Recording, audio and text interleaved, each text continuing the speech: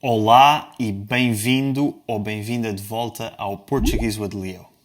Se é a tua primeira vez aqui, neste canal eu ensino o português de Portugal e falo sobre aprendizagem de línguas no geral. Hoje vamos pegar em 14 métodos / estratégias para aprender uma língua nova e decidir ou determinar se são sobrevalorizados ou subvalorizados. Para me ajudar, tenho como convidado o maior especialista em aprender e ensinar línguas estrangeiras que eu conheço, o Stefano Suigo, do canal Língua e Passione. O Stefano já estudou 14 línguas, sabe falar 10 e já experimentou todos os métodos e mais alguns. Bem-vindo, Stefano. Olá, Léo, muito obrigado por me ter convidado outra vez para o teu canal. Já sabes que sempre é um grande prazer para mim poder falar contigo. E para mim é um prazer ter-te aqui. E vamos começar já com o primeiro método ou estratégia de aprendizagem de línguas, que é o Duolingo. Ok, Dois, três. três. Eu pus os Oh, dois. Diz-te o primeiro porque é que achas que é sobrevalorizado. eu acho que é um ótimo método para, no início, para começar a descobrir uma nova língua, ok? Para perceber como uma língua funciona, como as frases básicas são construídas e por aí fora. Mas ao longo prazo não acho que seja um método realmente eficiente e eficaz para aprender a utilizar a língua no dia a dia. Eu concordo com tudo isso. Eu quis dizer os dois porque quero deixar uma coisa clara, que é eu e tu somos pessoas que adoram aprender línguas e temos muitos amigos que também são nerds de línguas, mas a maior parte das pessoas aprende uma língua não porque gosta de aprender línguas no geral, mas porque precisa de aprender aquela língua, ou porque gosta daquela língua no particular. Não gosta de línguas no geral, mas daquela especificamente, sim. Eu acho que, pela maior parte das pessoas, é sobrevalorizado pelos motivos que tu disseste. A maior parte das pessoas acha que estar a fazer Duolingo é estar a trabalhar numa língua ou estar a fazer progresso numa língua. E não é. O Duolingo não é mau, é melhor fazer alguma coisa do que não fazer nada, mas o tempo que passamos no Duolingo e que achamos que estamos a aprender uma língua, na verdade, podíamos estar a fazer outra coisa mais prática. Mas acho que é subvalorizado pela comunidade de pessoas que adoram aprender línguas, porque para nós é fácil ter a motivação para aprender uma língua, porque é uma coisa que nos dá prazer. Mas para a maior parte das pessoas, o Duolingo é uma ótima forma de ganhar essa motivação inicial. Mas sim, como neste vídeo nós queremos dizer se achamos que é sub ou sobrevalorizado para a maior parte das pessoas, eu diria que é o sobre para a maior parte das pessoas. Boa! Muito bem. Passamos ao segundo, que é aulas de grupo. 1, 2, 3 e... Ah, É isso. É estamos isso. de acordo. Estamos de acordo. Vai tu primeiro. Ah, olha, eu não quero dizer que aulas de grupo não sirvam a nada, porque não é verdade. Também têm vantagens. Por exemplo, o facto de conhecer outras pessoas que partilham os mesmos interesses e até podem nascer amizades. Eu, por exemplo, aqui em Bruxelas, eu moro em Bruxelas, então na Bélgica, e hoje posso dizer que tenho amigos belgas porque fizemos juntos um curso de japonês há muitos anos e ainda hoje somos bons amigos, ok? Mas o problema qual é? Na minha opinião, por definição, como estamos numa turma, num grupo de pessoas, vai haver diferenças no que diz respeito à motivação, às razões pelas quais as diferentes pessoas aprendem uma língua. E, naturalmente, também no tipo de learner. Não é? Existe esta palavra em inglês que não existe em italiano, acho É, nem em português, é o de, tipo de aprendiz, estudante. aprendiz ou estudante, né? que, É. que, que, nós, que nós somos todos diferentes. Cada um de nós tem exigências diferentes no que diz respeito à aprendizagem de uma língua. Portanto, acho que estas diferenças podem ser problemáticas também ao longo prazo. Eu concordo com tudo o que disseste. Acrescentaria também que o facto de pessoas terem origens diferentes pode também afetar. Ou seja, se eu estiver numa aula de japonês com coreanos, o nível da aula vai ter que descer para me ensinar a mim o japonês através do inglês, e os coreanos podiam estar a aprender muito mais rápido fazendo a ponte entre o japonês e o coreano. E aulas privadas? Olha, ok. Muito claro bem. que sim, claro que sim. Isto é uma consequência quase direta do que acabamos de dizer sobre as aulas de grupo. Queres falar primeiro? Eu acho que a maior parte das pessoas concorda que aulas privadas podem ser mais úteis do que aulas de grupo. Mas acho que são subvalorizadas porque acho que as pessoas pensam em aulas e colocam as duas quase na mesma categoria. Vou ter aulas versus não vou ter aulas. E uma aula privada é muito melhor do que uma aula de grupo. Porque tu numa aula de grupo, se fores um de 10 alunos, tu numa hora passaste 6 minutos. Digamos que tiveste 6 minutos de atenção do professor, não é? Numa aula privada, tu és um de um aluno, portanto, numa hora tu tens 60 minutos de o professor puxar por ti. Exato, já disseste tudo. O simples facto que numa aula privada, se o professor for um bom professor e compreender as tuas exigências, por definição, vais obter aquilo de que precisas nesse momento da tua aprendizagem. A seguir, viver no país da língua. Ok. Também. Yes.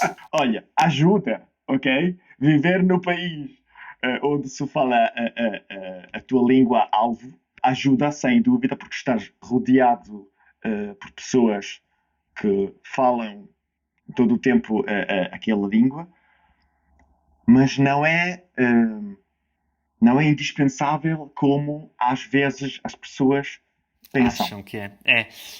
Ou seja, não é que não seja útil. Se tudo o resto for igual, estares no país da língua ou não estares, é muito melhor estares, não é? Porque tu captas as nuances, tu vês a língua à tua volta. Se fores uma pessoa atenta, que está atenta à forma como as pessoas falam, cada interação no supermercado, tu pensas, esta pessoa construiu esta frase desta forma, deve ser a forma natural. Mas o problema é isso, é sobrevalorizado. Isso aconteceu muito com o italiano, por exemplo. Eu aprendi italiano muito bem e vivi 10 meses em Itália. 10 meses. E quando eu conheço italianos... ok, mas viveste em Itália, não é? Se eu vivesse em Portugal também... Não funciona assim. Não foi por ter vivido em Itália que eu aprendi italiano. Foi por ter vivido em Itália, ter feito um grande esforço e depois, quando voltei para Portugal, ainda aprendi mais porque convivi com italianos.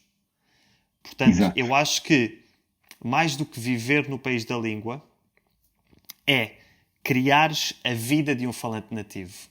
E isso pode acontecer ou no país da língua ou no teu país. E no teu país pode acontecer facilmente graças à internet hoje em dia. Exato. Na era digital onde vivemos hoje, praticamente é possível trazer o país na tua casa. Temos VPN, temos Netflix, temos a oportunidade de ter acesso a conteúdos na nossa língua-alvo quase 24 horas por dia. Ouviste o que o Stefan disse? Quando estávamos a falar sobre as várias formas de viver virtualmente num país, ele falou sobre VPNs.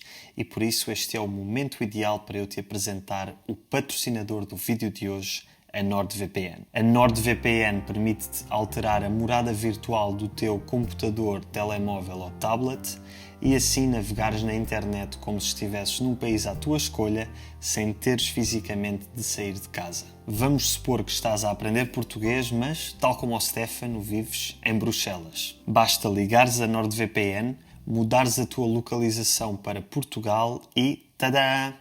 Passas a ter acesso à internet portuguesa. Isto é muito útil para descobrir novos conteúdos na língua que estás a aprender.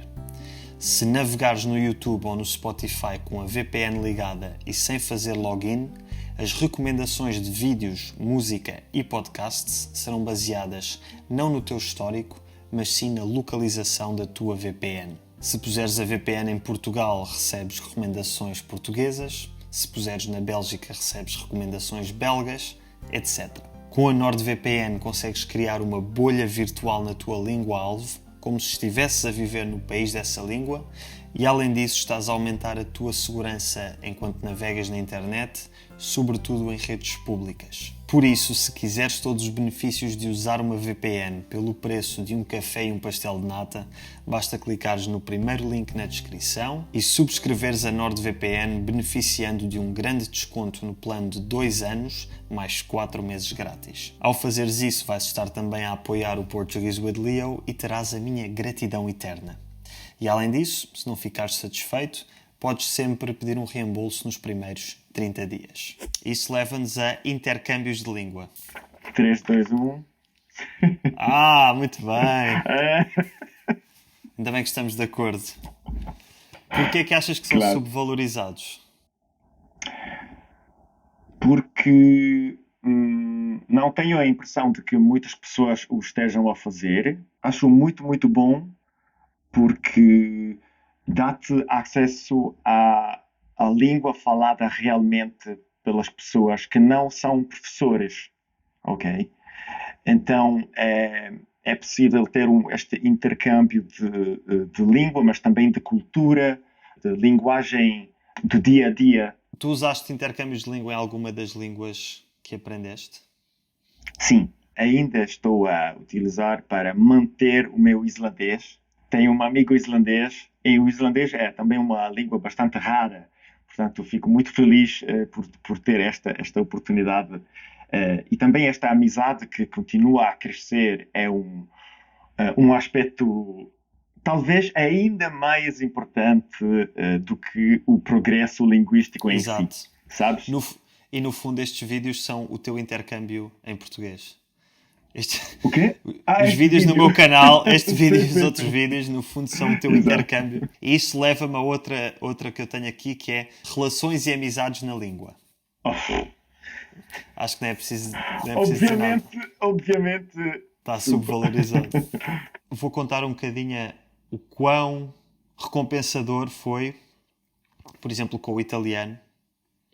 E eu acho que aqui existem vários níveis. Só aprender uma língua já é muito recompensador porque podes comunicar com as pessoas e quando chegas a um nível muito alto e as pessoas comunicam contigo como se fosses um deles, superas a barreira linguística e a barreira cultural porque aprendes a cultura, é das melhores coisas e é das coisas mais motivadoras para continuar. A partir do momento em que começas a ter amigos que falam aquela língua e a desenvolver relações naquela língua, torna-se muito motivador para continuares a melhorar, para continuares a falar com aquelas pessoas, para continuares a aprender a cultura, partilhar memes, partilhar vídeos engraçados, partilhar coisas... Exato. É isso. Estás a descrever a minha experiência com o finlandês. O facto de ser aceito numa comunidade que fala uma língua tão diferente como um deles foi realmente muito satisfatório. E nunca vivi na Finlândia. Portanto, isto até pode substituir o país. Pode ser como se tu vivesses no país porque tens relações importantes com outras pessoas. A seguir temos flashcards / repetição espaçada, ou seja, estudar vocabulário. 3, 2, 1... Pum! Uau! Muito bem, bora.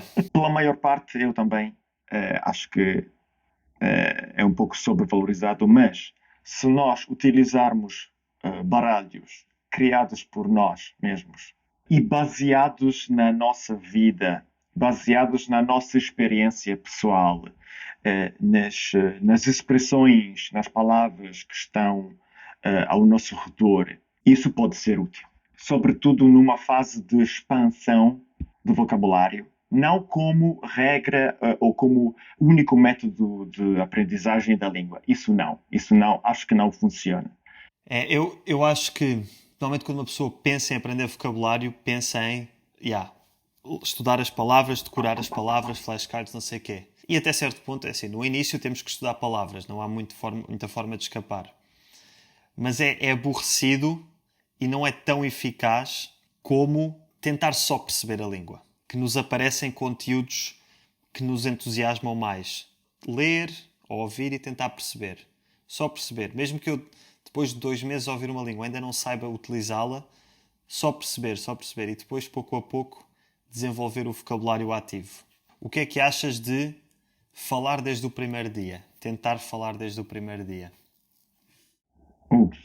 Ah, difícil. Sobre. Sobre, Ok. sim, sim. Difícil porque eu sei que tentar falar uma língua, digamos, demasiado antes de ter sido expostos o suficiente a essa língua não tem muito sentido, ok? Mas como eu pessoalmente gosto de línguas normalmente pela maneira como elas soam, ok? Para mim, faz parte do prazer na aprendizagem reproduzir esses sons, ok? Portanto, faço, eu falo desde o primeiro dia, mas sei que não é baseando-me nessa Ok. coisa que vou ter um progresso muito rápido. Eu acho que, eu acho que depende das línguas. Por exemplo, se eu agora me puser a aprender uma língua muito parecida às que eu já falo, por exemplo, quando aprendi o italiano, já falava espanhol, português, tinha umas bases de francês. Foi fácil começar a falar desde o primeiro dia porque já tinha uma compreensão muito alta só pelo facto de falar línguas da mesma família. Aprender a fonética, achas que é sub ou sobre? É, É isso, sub. super. Isso. Olha, isto até pode ser interessante. No princípio, quando era jovem, eh, não achava tão importante aprender fonética. Eu aprendia a gramática, conversa, e depois, ao longo do tempo, aprendia a melhorar a minha pronúncia, mas não estava tão interessado na forma como essa língua se produz realmente, se pronuncia da forma correta. Agora já sei que é bastante importante. Se desde o princípio aprendermos a fonética de uma língua, teremos mais facilidade mais tarde na aprendizagem. E não desenvolvemos erros que depois são mais difíceis de corrigir, na minha opinião. Aquilo que é subvalorizado é também o aprender uma boa pronúncia em si. Acho que a maior parte das pessoas, quando pensa em aprender uma língua, pensa em a gramática e vocabulário, não é? Gramática. Hum. Eu percebo de onde é que isso vem, também vem se calhar do método escolástico de aprender línguas, nós estamos habituados a Sem pensar assim, dúvida. mas a verdade é que se nós pensarmos no que é que são línguas, aquilo que identifica uma língua é a pronúncia, não é a gramática, não é? O som, O som, isso é que o torna uma som. língua, isso é que faz do italiano, por exemplo, uma das línguas consideradas das mais belas do mundo, não é? Ela é muito parecida gramaticalmente às outras línguas românicas, mas foneticamente tem a sua sonoridade própria, não é?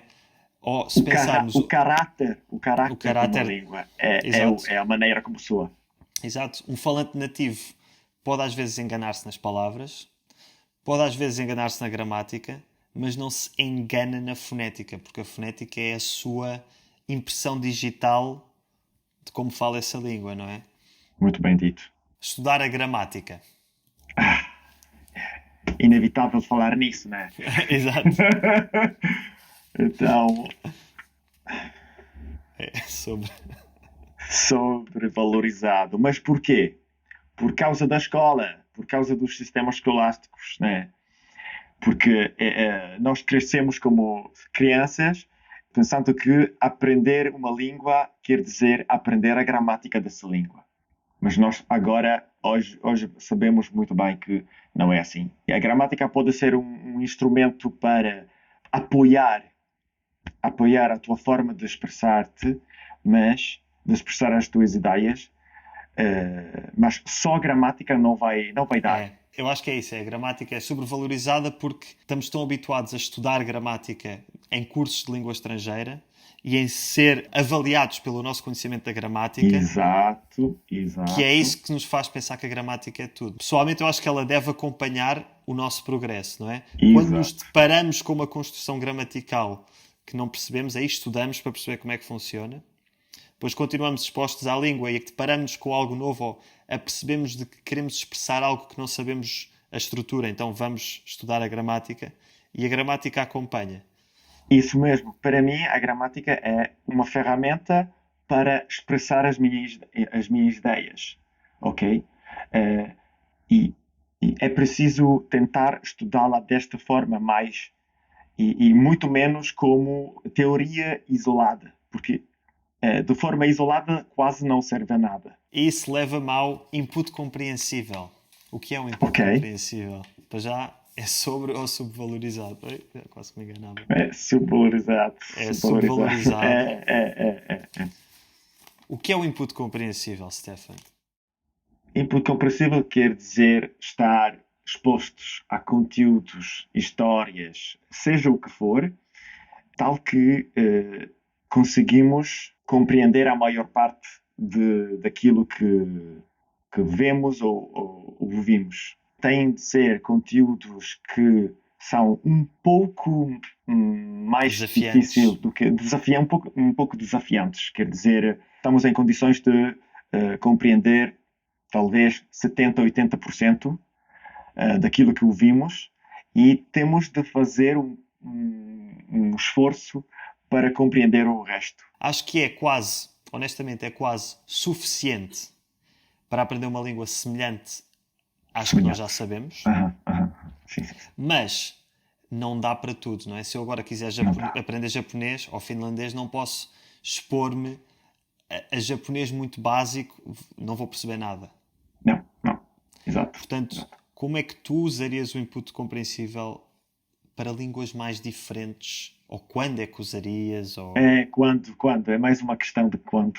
Acho que a partir do nível A2, B1, já estamos quase no nível intermédio. Não, não é? Para línguas realmente diferentes, onde o contexto em si não ajuda tanto. Escrever na língua. Ah, escrever na língua. Vamos lá ver. Vamos lá ver. Eu acho que é subvalorizado porque muito pouca gente o faz, ponto, não é? E nós até agora tivemos aqui a falar de consumir a língua, consumir, consumir, consumir, consumir, falar, porque tu tens de falar no teu dia a dia, mas realmente, a não ser que tu trabalhes numa língua, nada te obriga a escrever nessa língua. E eu uma vez vi esta frase, já não sei onde, que escrever é pensar. Escrever obriga-te a pensar. E portanto, escrever numa língua estrangeira obriga-nos a pensar nessa língua e eu acho que é uma das melhores coisas.